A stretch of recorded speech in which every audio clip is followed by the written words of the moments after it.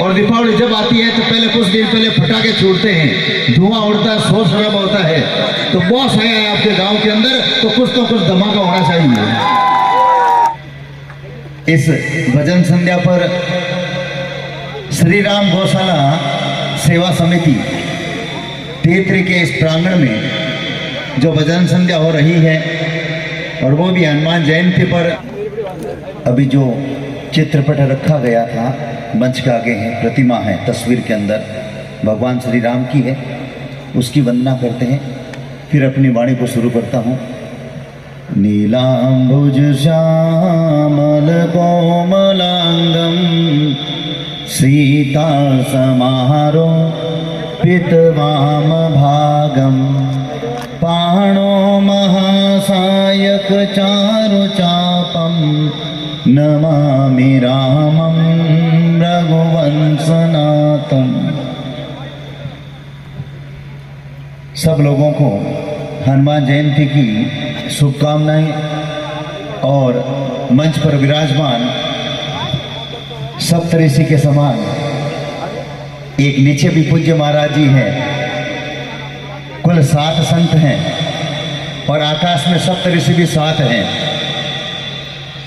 कश्यप, अत्रि, भरद्वाज, विश्वामित्र, जमदग्नि, गौतम, वशिष्ठ 7 ऋषि हैं। और आज 7 ही यहाँ तेतरे के अंदर संत हैं, तो कुछ अच्छा ही होगा।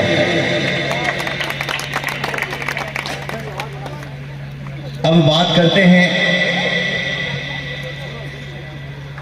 इस भजन संध्या पर श्री राम गौशाला सेवा समिति तेतरी के इस प्रांगण में जो भजन संध्या हो रही है, और वो भी हनुमान जयंती पर मैं आयोजनकर्ता को बहुत बहुत साधुवाद देता हूँ, जिन्होंने मेरे को आमंत्रित करके जो मेरा मान सम्मान किया। मैं आप सबका आभार प्रकट करता हूँ, आप सबका कोटि कोटि अभिनंदन और स्वागत करता हूँ। अभी एक स्लिप आई थी मेरे पास में, वैसे कई स्लिप आई थी कि महाराज श्री से निवेदन है कि बीमार पशु के लिए सुविधा, तो मैं संक्षेप के अंदर कुछ जानकारी देता हूं आपको, और मैंने पुस्तकें दी भी है। धरती का सबसे बड़ा गो चिकित्सालय यानी विश्व स्तरीय गो चिकित्सालय जो आप लोगों के आशीर्वाद से चल रहा है। 18 एम्बुलेंस है जो लावारिस गोवंश को लिए लाने के लिए। एक सड़कों पर एक्सीडेंट होती है जिसका निश्चित दायरा है। दूसरा 800 गौशालाओं से बीमार गौवंश आता है। आपकी गौशाला में कोई भी बीमार गौवंश होता है, आप मेरे पास भिजवा देना, इलाज का पैसा आपके नहीं लगेगा। और 2 लेकर के आते हैं तो 2 तैयार मैं दे दूंगा आपको, मेरे बड़ा काम। तो आपके यहाँ पर इलाज करेंगे। जैसे मान लीजिए कैंसर की गाय है और एक दिन का खर्च है 150 रुपये। कैंसर की गाय को रोजाना पट्टी करनी पड़ती है, तो कंपाउंडर आएगा 50 रुपये, वो पेट्रोल का लेगा, 50 रुपये फीस लेगा, 50 रुपये दवाई लगेगी, दवा से धोकर के फिर पट्टी करेगा, तो 150 रुपये का खर्च है। और 1 महीने का 4,500 और साल का 54,000। मैं कहता हूँ आप इलाज का पैसा खर्च नहीं करें, बीमार गाय मेरे को भेज दें। आप लोग तो दूध वाली मांगते हैं, मैं बीमार मांग रहा हूँ। हाँ, तीसरा, आपके जितने भी आस पड़ोस के अंदर कोई भी बीमार गौवंश है, नागौर नहीं 5 राज्यों से घरेलू गौवंश आता है, पंजाब, हरियाणा, यूपी, मध्य प्रदेश और राजस्थान, ये भी मैंने बता दिया है। घरेलू गौवंश आता है, निःशुल्क लिया जाता है और एक तैयार दिया जाता है। चौथा मिशन 5000 डॉक्टर कंपाउंडर तैयार करेंगे। 2150 डॉक्टर कंपाउंडर मैंने तैयार कर दिए हैं। और अभी भी एक कंपाउंडर जो मेरे को साफा बनाया था, आपके तेतरी गांव का ही था वह लड़का। और 100 कंपाउंडर आज की तारीख में प्रशिक्षण ले रहे हैं मेरे पास में। चौथा मिशन। 5वां देश का सबसे बड़ा गौरक्षार्थ संगठन कामधेनु सेना भी मेरे पास ही है। और रोजाना कटने के लिए जो गौवंश जाता है उनको जान पर खेल करके कामधेनु सैनिक बचाते भी हैं। अभी मैं आया था तो आपने देखा होगा, एक बार पूरा पांडाल हिल गया था। पूरे तेतरी गांव को मालूम पड़ा कि कोई संत आया तो है। मैं कहता हूँ होली आती है तो फागण के महीने मतलब पहले रेत उड़ती है, आंधी चलती है, तेज हवा चलती है, फिर होली आती है। और दीपावली जब आती है तो पहले कुछ दिन पहले पटाखे छूटते हैं, धुआं उड़ता है, शोर शराबा होता है। तो बॉस आया है आपके गांव के अंदर तो कुछ धमाका होना चाहिए।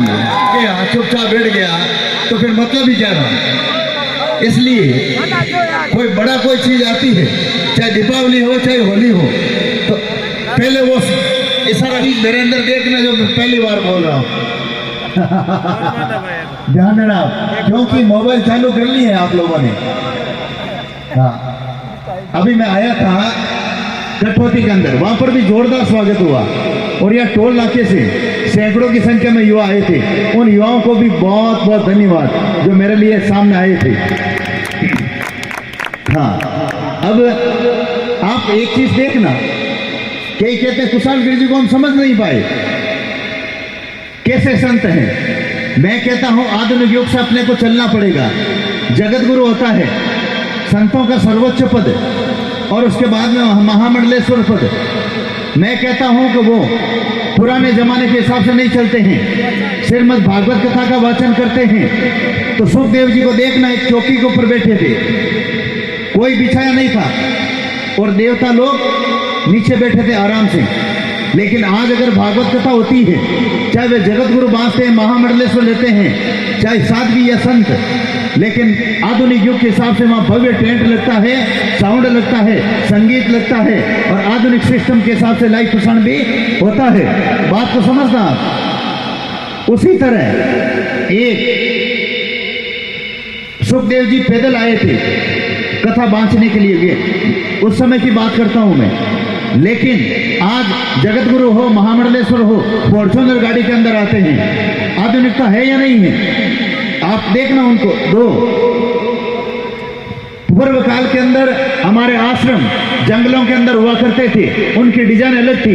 आज आश्रम है, आधुनिक है, बिल्डिंगें हैं, बहुत जोरदार आश्रम है, ऐसी लगे हुए हैं। तो उसी तरह आप मेरे को एक बात से समझ लेना, मेरे अंदर चारों चीजें मिलेगी।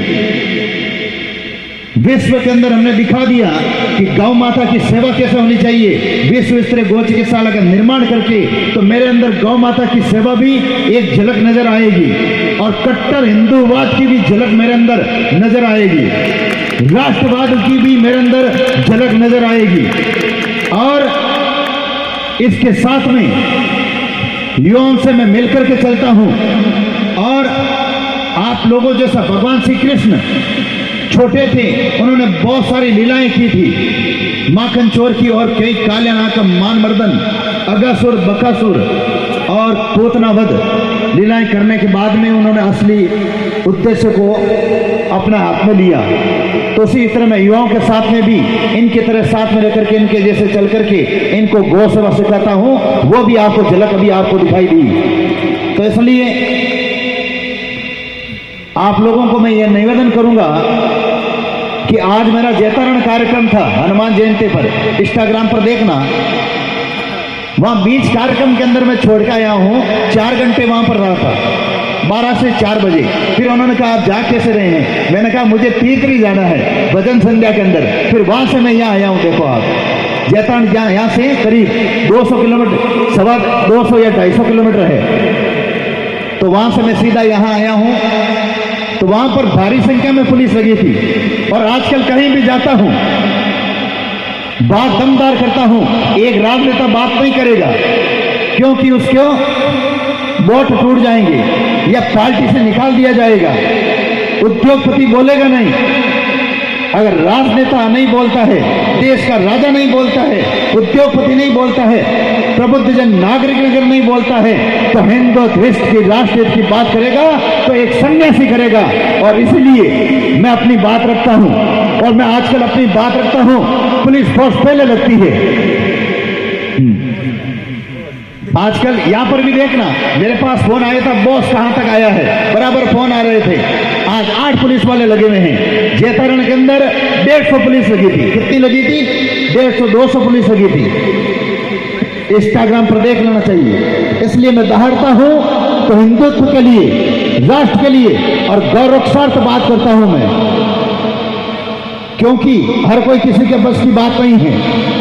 मेरे पास में अभी परसों आया था एसपी साहब का मैसेज कि आप इतना कड़क बोलते हैं। मैं कहता हूं मुझे चुनाव के अंदर खड़ा नहीं होना है,